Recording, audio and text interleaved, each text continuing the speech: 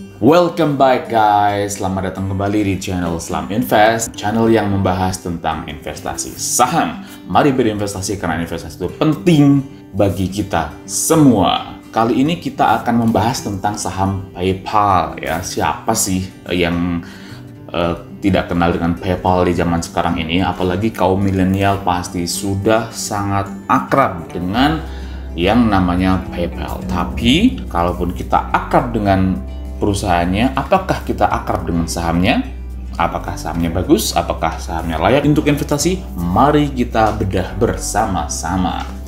Yap, bagi sobat investor yang mungkin belum kenal dengan PayPal, saya jelaskan saja. PayPal itu adalah sebuah jasa untuk perantara pembayaran ya. PayPal itu berfungsi sebagai middleman yang menghubungkan antara pembeli dan juga penjual atau pembayar juga dengan yang dibayar. Biasanya PayPal lebih sering dipakai untuk transaksi internasional ya. Kalau kita beli sesuatu di eBay atau di Amazon itu lebih sering menggunakan PayPal. PayPal juga sekarang dimiliki oleh eBay ya. Dulunya dia berdiri sendiri tapi sekarang sudah dibeli oleh eBay. Makanya jadi salah satu opsi pembayaran utama dari eBay adalah PayPal. Kita lihat ini situs resminya ya, situs resmi PayPal. Dia terbagi menjadi dua, bagi pribadi yaitu yang melakukan pembelian dan juga bagi bisnis yang kalau kita punya toko online, kita setup toko online, kita juga bisa memasukkan PayPal sebagai salah satu opsi pembayarannya. Ini dia kelebihannya, dia tidak ada biaya tersembunyi, gratis ongkir untuk pembelian barang, dan dapat reward selalu terlindungi. Cara settingnya juga gampang ya. Belanja di mana saja, jadi bisa belanja contoh kayak di Agoda, ASOS, eBay, Facebook, iHerb, JomaShop, dan Skype. Itu bisa, contohnya bisa pakai PayPal. Tapi selain di ini juga di banyak sekali e-commerce internasional juga bisa pakai PayPal. Kirim bayaran ya, kirim bayar. Kita juga bisa mengirimkan uang ya, mungkin ada rekan kita di luar negeri pengen kita kirimin uang, biar lebih cepat juga bisa pakai PayPal. Jadi bisa lebih hemat biaya transfer ya. Itulah salah satu guna dari PayPal. PayPal ini sahamnya cenderung naik karena diberitakan bahwa PayPal sudah menerima transaksi menggunakan Bitcoin ya. Ini berita yang sangat bagus sekali bagi para pengguna Bitcoin bahwa ternyata PayPal juga sudah bisa mengirimkan Bitcoin, bisa melakukan pembelian dengan menggunakan Bitcoin. Kalau biasanya kita bisa menghubungkan kartu kredit dengan PayPal, tapi sekarang dikabarkan bahwa kita juga bisa menghubungkan dompet Bitcoin kita dengan PayPal. Ini berita yang sangat bagus sekali. Sekarang coba mari kita lihat sahamnya apakah layak untuk diinvestasikan. Kita lihat ya, untuk jangka waktu harian dia turun 0,33%. Kalau 5 hari dia naik 0,8%. Dalam 1 bulan ternyata dia naik cukup bagus dalam waktu 1 bulan, yaitu sebanyak 12,89%. Wow. Sedangkan 6 bulan dia naik sebanyak 41%. Wow, 6 bulan naik 41%. Investasi di mana lagi coba?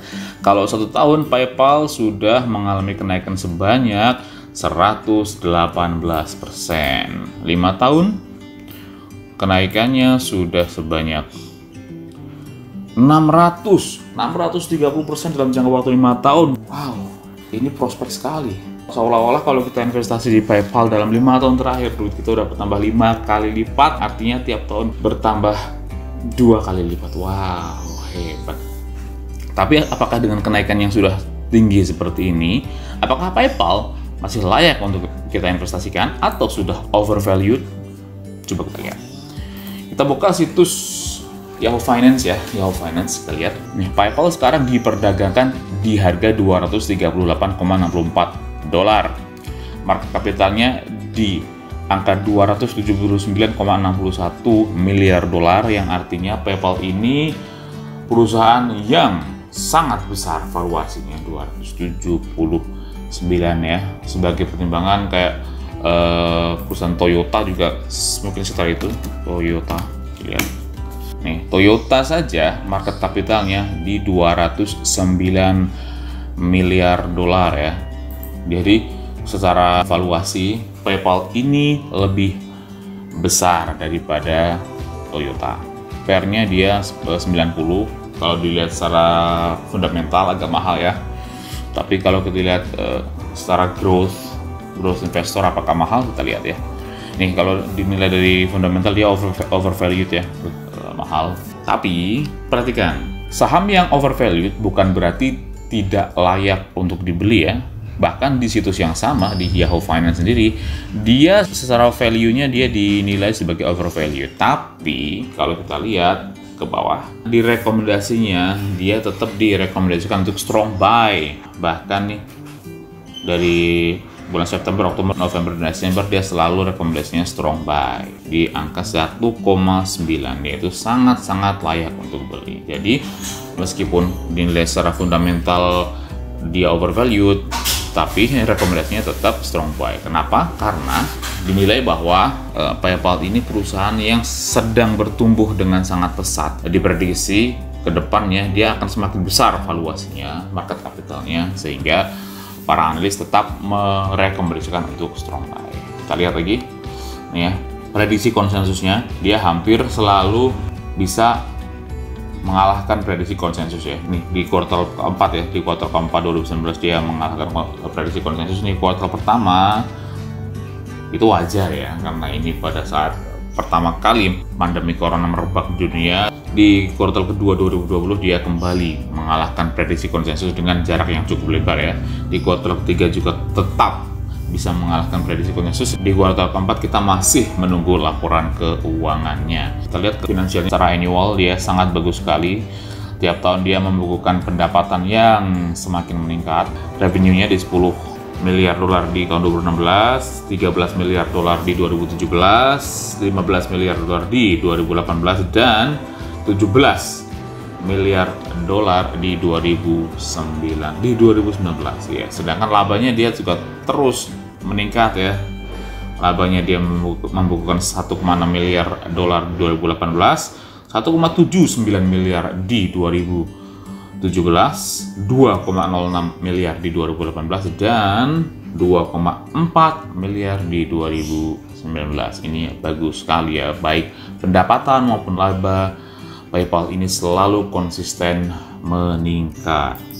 Secara kuartal juga bagus sekali. Dia selalu meningkat juga, hampir selalu meningkat, kecuali ini di awal Maret kemarin saat pandemi wajar dia berkurang, tapi secara umum dia meningkat kuartalnya. Ini secara kuartal ya, 4 miliar di kuartal keempat tahun 2019, 4,6 miliar, 4,9 turun jadi 4,6 miliar di kuartal pertama tahun 2020, meningkat lagi jadi 5,26 di kuartal kedua tahun 2020, dan meningkat lagi menjadi 5,46 miliar dolar di kuartal ketiga tahun 2020. Jadi secara pendapatan ini PayPal ini sangat sehat sekali. Price targetnya, kalau di target low dan average dia udah melewati, tapi di high prediksi tingginya dia masih lumayan jauh ya. Ini adalah history revenue atau pendapatan ya, bukan laba, tapi ini adalah history pendapatan atau revenue. Dia konsisten ya, trailing 12 bulannya dia selalu meningkat terus, tidak pernah sekalipun dia turun pendapatannya. Ini bagus sekali sebagai perusahaan yang bertipe growth stock, dia masih sangat bagus polanya. Ini kenaikannya juga dia hampir selalu double digit ya. Ini di kuartal pertama tahun 2015 dia naik 14%, 15%, 14%, 16%, ini sangat terus naik. Ini dia di kuartal ke-3 tahun 2018 juga masih naik 13%, 12, 11, ini kelihatan sekali ya. Dia tiap kuartal selalu naik double digit, belum pernah naik 9, 8 atau 7%. Tapi kenaikannya secara year on year quarterly growth-nya dia selalu double digit. Bahkan ini yang tertinggi kemarin di kuartal kedua tahun 2020 dia naik 22,21%. pendapatannya, dan di kuartal ketiga dia naik 24,69% secara year on year quarterly growth. Ini adalah perusahaan bertipe growth stock yang sangat bagus. Ini kita coba lihat pendapatan bersihnya ya, labanya. Meskipun bagi growth investor saya sendiri itu tidak terlalu signifikan mempengaruhi keputusan untuk membeli atau menjual, tapi tetap kita lihat untuk sebagai tambahan informasi. Ini perhatikan nih, bahkan dia selalu mencetak laba ya, dia selalu mencetak laba terus dia naik labanya terus. Nah ini tetap mencetak laba ya, tapi dia turun. Misal dia turun 5,81%, itu bukan berarti dia tidak mencetak laba, tapi labanya di kuartal keempat tahun 2018 itu sebanyak 584 juta dolar, sedangkan di kuartal yang sama tahun sebelumnya, yaitu di kuartal keempat tahun 2017 ini dia mencetak 620 juta dolar. Jadi 2017 bulan Desember dia mencetak 620 juta, sedangkan di bulan Desember tahun 2018 dia mencetak 584 juta dolar. Jadi tetap laba, tapi sedikit turun jika dibandingkan dengan kuartal yang sama pada tahun sebelumnya. Jadi intinya dia terus mencetak laba, bahkan sekarang nih kenaikan labanya dia sangat tinggi sekali di 121% kenaikannya, luar biasa sekali. Kita lihat dari secara fundamental. Ini fundamentalnya ya, kita lihat debt to equity ratio-nya dari PayPal ini adalah 0,51. Ini bagus sekali ya, utangnya sangat sehat sekali. Utangnya sedikit untuk perusahaan finansial yang sebagai middleman. Ternyata utang PayPal itu sangat kecil, cuman setengah dari modal, dari equity. Itu sangat sehat sekali. Sedangkan current ratio-nya juga cukup tinggi, 1,38. Jadi PayPal memiliki cash yang cukup untuk membayar semua utang jangka pendeknya ya, sangat bagus sekali. Sedangkan ini trailing PE-nya di 109, dia cukup mahal, sangat mahal banget malah. Kalau dilihat secara fundamental ya, bagi value investor mungkin PayPal kurang layak untuk dibeli, tapi bagi growth investor itu adalah hal yang berbeda. Bagi growth investor masih cukup layak, bahkan sangat layak, karena kita growth investor seperti saya berfokus kepada pertumbuhan perusahaan. Jadi selama perusahaan itu diprediksi masih akan terus bertumbuh, itu masih layak untuk dibeli. Sedangkan secara value investor itu harga sekarang udah sangat mahal sekali ya, PE-nya di 109,47%. Nah, kenapa saya bilang sebagai growth investor itu masih layak beli? Karena growth investor itu lebih berfokus bukan pada PE ratio, tapi lebih kepada price to sales ratio, yaitu price to sales-nya masih murah di 15,73. Karena rata-rata biasanya perusahaan growth itu PE-nya ya antara 10 sampai 30, bahkan sampai 50 juga ada.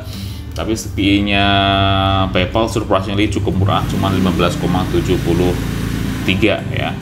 PBV-nya juga cuma 16,55. Kembali kalau dinilai secara fundamental, secara value investor, PBV ini price to book-nya sangat mahal, 16 kali dari equity. Tapi secara growth dia masih dinilai cukup murah. Karena apalagi untuk perusahaan growth yang sudah membukukan profit. Ini dia net marginnya di 13,44, cukup tinggi untuk perantara pembayaran. Ternyata net income-nya di angka 13 itu sangat profitable ya PayPal ini. Return on equity-nya di 16,17% juga cukup tinggi. Return on asetnya di 4,96, ya lumayan. Oke, itulah secara fundamental. Kalau bagi value investor kurang menarik, tapi bagi growth investor sangat menarik. Jadi Anda tipe investor yang apa? Yang growth atau yang value?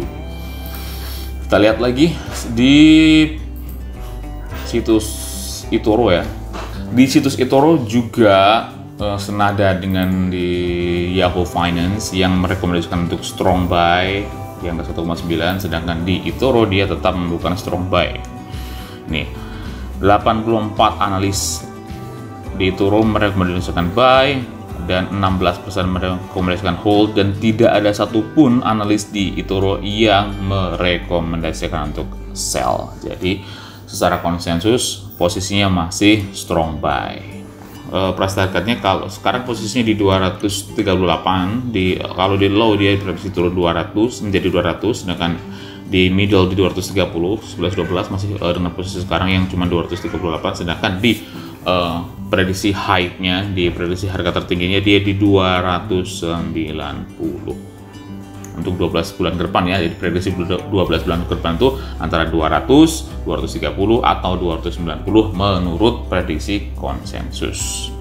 Jadi eToro ini kalau menurut saya itu sangat bagus sekali, apalagi mengingatkan sekarang dengan adanya pandemi COVID-19, semua orang tuh berusaha menghindari kontak fisik secara langsung.